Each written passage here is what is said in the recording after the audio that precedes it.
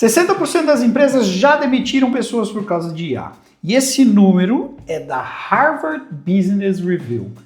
É real. Mas tem um segundo número que ninguém quase cita. E é ele que muda toda essa conversa. Das empresas que cortaram, apenas 2% basearam a decisão na capacidade real da IA de fazer o trabalho de alguém que foi demitido. Só 2%. Acredita nisso?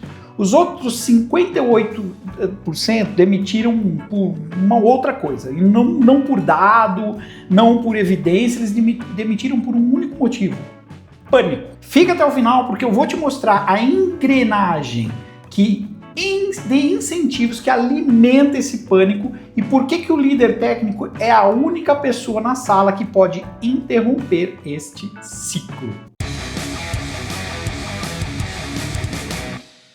Fala Einsteins, beleza? Eric Luque aqui, trazendo de novo mais conteúdo sobre inteligência artificial para você que está aí no dia a dia, na labuta, lutando contra esses leões todos do mundo corporativo. Bom, mas vamos colocar isso então, gente, em perspectiva como um cenário que vai te soar bem familiar, tá? O senhor assiste uma demo do último modelo de linguagem aí do ChatGPT, da OpenAI ou da Anthropic. Ele fica impressionado. E aí ele vai para uma conferência onde todo mundo fala em reduzir custo com IA, lê um relatório de uma consultoria que diz que 40% das funções vão ser automatizáveis em até 5 anos e volta para a empresa e manda cortar todo mundo. Só tem um problema. Ninguém perguntou, a IA consegue fazer o que essas pessoas fazem?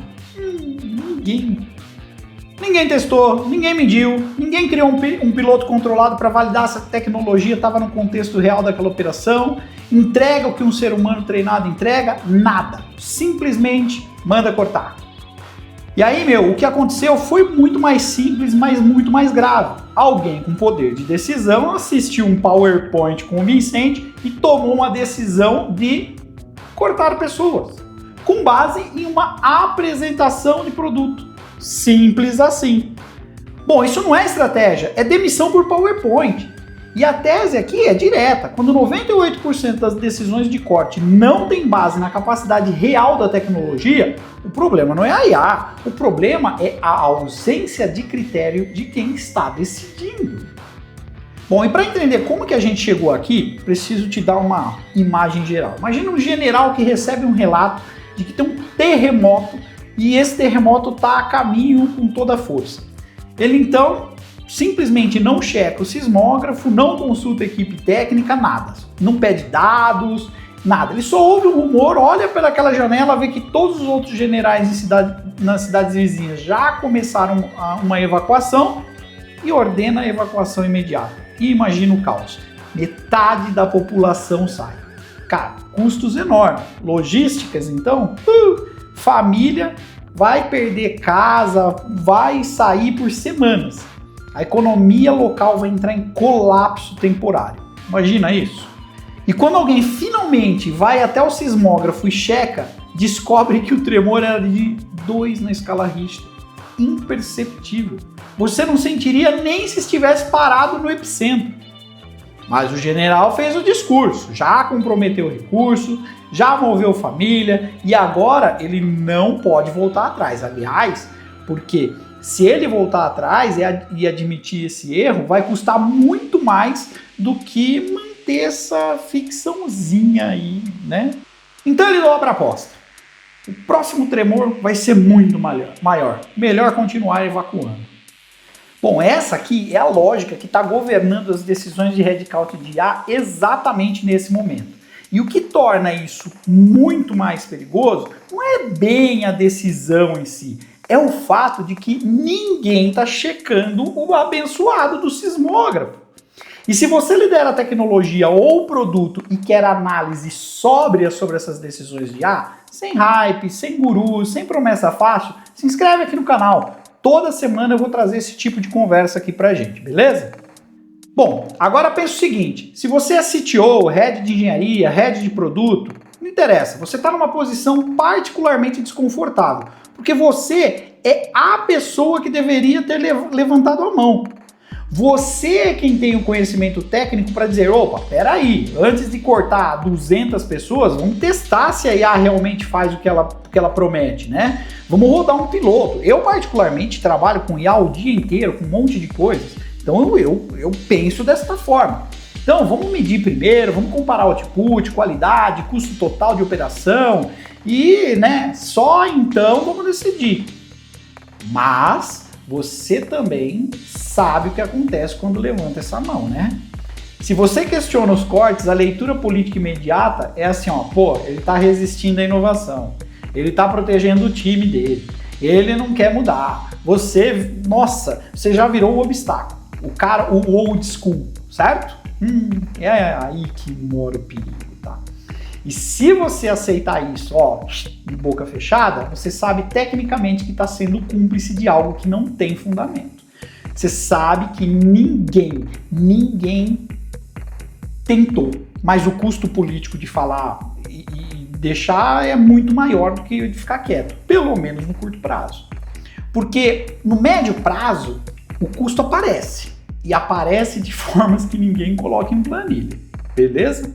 Ó, o time que ficou, na verdade, ele tá já totalmente desmoralizado. As pessoas que sobreviveram ao corte não estão motivadas e estão com medo de serem as próximas. O conhecimento tácito que saiu pela porta não volta mais com um prompt. Às vezes você demitiu o cara, aquele engenheiro sênior, que entendia a lógica do negócio inteira e que sabia por que aquela regra estranha feita no sistema 2 anos atrás existe. E ele foi embora. E o modelo de linguagem não sabe o que ele sabia. E 6 meses depois, quando a IA não dá mais conta, e existe essa possibilidade, começa a recontratação. Só que agora custa o dobro, o triplo. Porque o mercado sabe que a sua empresa cortou rápido e sem critério. E quem tem essa opção vai pensar 2 vezes antes de aceitar ir para ela. Lembra da Klarna? A Klarna é o exemplo mais visível. Logo no começo, lá cortou 40% do pessoal apostando que no IA no atendimento. Depois teve que reinvestir tudo em suporte humano novamente. Vocês lembram dessas coisas? Eu vou deixar um link aqui para vocês verem essa matéria. E aí, ó, me conta aí nos comentários, a tua empresa, as decisões de headcount envolvendo IA, já passaram por algum tipo de teste técnico real ou foram só decididas lá na sala de reunião, sem dado nenhum? Deixa um comentário aí. Bom, e tem uma camada a mais que vale a pena dar uma examinada, porque esse ciclo de pânico, ele não é acidental, ele é lucrativo. Pense na cadeia de incentivos. Os fornecedores de IA, eles precisam vender contrato. E para vender, eles precisam criar urgência. Para criar urgência, precisa que o mercado acredite que a substituição é inevitável e iminente. Então eles fazem demos impressionantes, publicam aqueles benchmarks super otimistas, falam em capacidades sobre-humanas e aí é tudo aquilo que você já sabe. As consultorias, então, essas precisam vender projeto de transformação a qualquer custo. Inclusive, para justificar esses projetos, elas precisam que o board sinta que está ficando para trás. Então, vai lá, produz relatórios que dizem que 40%, 50%, 60% das funções serão impactadas, sem nem definir o que impactada significa, só que o board lê como eliminadas. Nossa, e ele vai ler. E o board está sob uma pressão do investidor que só quer ouvir que a empresa está se posicionando para a era da IA. Aí o CEO precisa mostrar toda a ação que ele pode. E a ação mais visível, mais fácil de colocar no slide é cortar headcount e chamar de otimização por IA. Ninguém nessa cadeia tem incentivo para parar e perguntar, mas e a IA funciona nesse caso específico?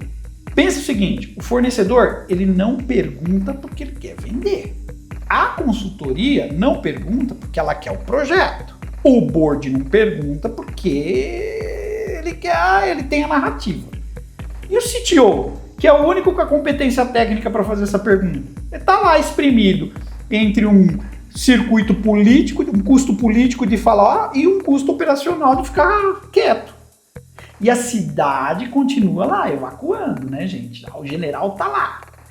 E não é porque o terremoto é real, mas porque voltar atrás custa muito mais do que manter a ficção. E cada semana que passa sem alguém consultar o tal do sismógrafo, mais caro fica para admitir que nunca foi consultado esse sismógrafo. Então vamos ao ponto. 60% das empresas já fizeram cortes por conta de IA e apenas 2% tinha base real. Os outros 58% que sobraram decidiram por pressão, por imitação ou por qualquer outra coisa menos dado. O custo não é só financeiro, é conhecimento perdido, é moral destruída, é recontratação cara e uma cultura que aprendeu que decisões sobre pessoas são tomadas assim, infelizmente, por impulso. E o líder técnico que não exigiu dados antes dos cortes, agora carrega esse custo assim, em silêncio. E não porque ele não sabia, mas porque o custo político de falar pareceu maior do que o custo de ficar quieto. O critério era o que faltava, e não era a tecnologia. Das últimas decisões de headcount que passaram por você envolvendo IA, quantas tinham com base um dado real de capacidade de tecnologia? E quantas tinham como base o medo de ser o último a cortar? Bom, se esse tema te interessa, eu gravei um outro vídeo essa semana sobre problemas relacionados, tá? 95% dos projetos de IA não tem ROI mensurável. E quando você junta a falta de medição com o pânico que a gente veio discutir aqui, o resultado é previsível, meu querido. Vale a pena assistir na sequência. Então, se inscreve para não perder e já ativa as notificações, porque assim que sair outro vídeo, você vai ser o primeiro a ter essa notícia. Beleza? Obrigado e até a próxima.